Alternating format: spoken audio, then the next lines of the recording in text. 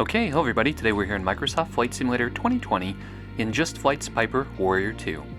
We have a 59 nautical mile flight from Bravo Kilo Lima Burke Lakefront to 3 Whiskey 2 Put-in Bay.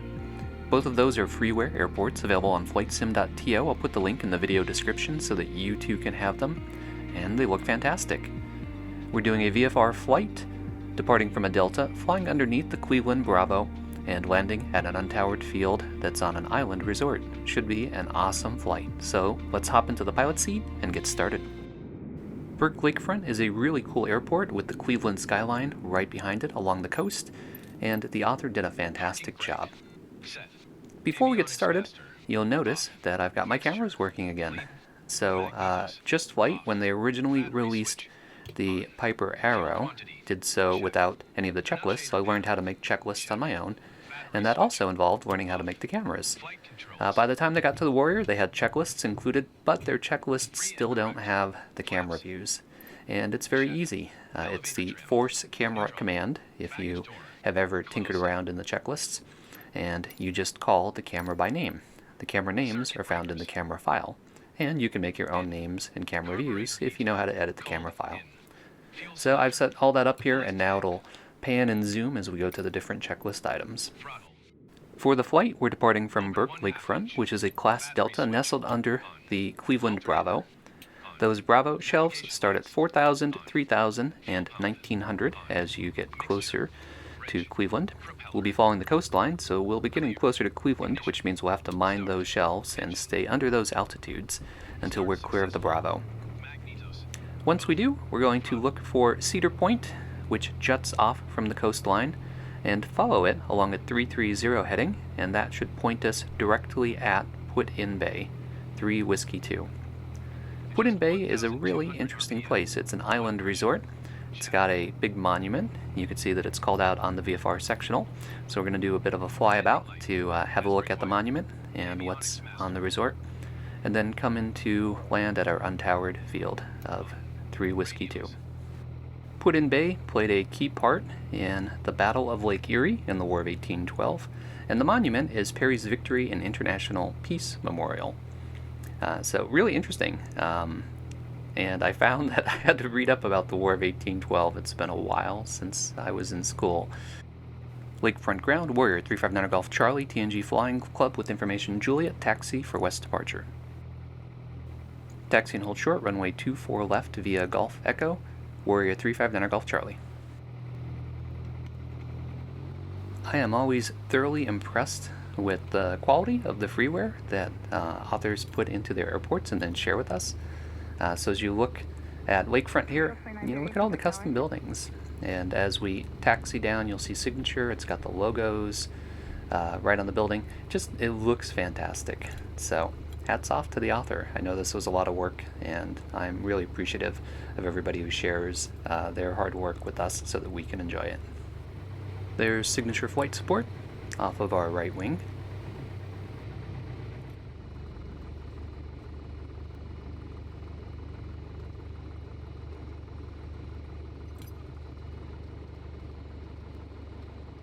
Lakefront Tower, Warrior 359 Golf Charlie, holding short, runway 24 left. Cleared for departure, runway 24 left, Warrior 359 Golf Charlie.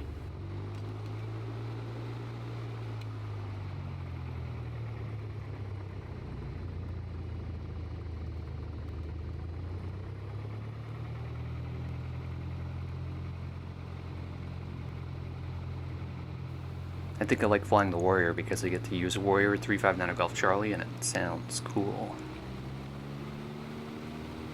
Alright, so up on the left, you've got the Cleveland skyline. This is a really great location for an airport. It's right here along the coast. You're going to take off with the skyline off to your left, stadiums off to your left, great view, and then we're going to follow the coastline.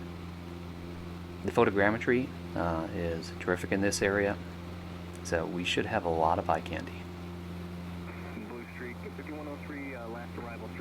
As always, I'm streaming live ATC from liveatc.net. There's not a lot going on comms today, so it's a little bit quiet on the radio.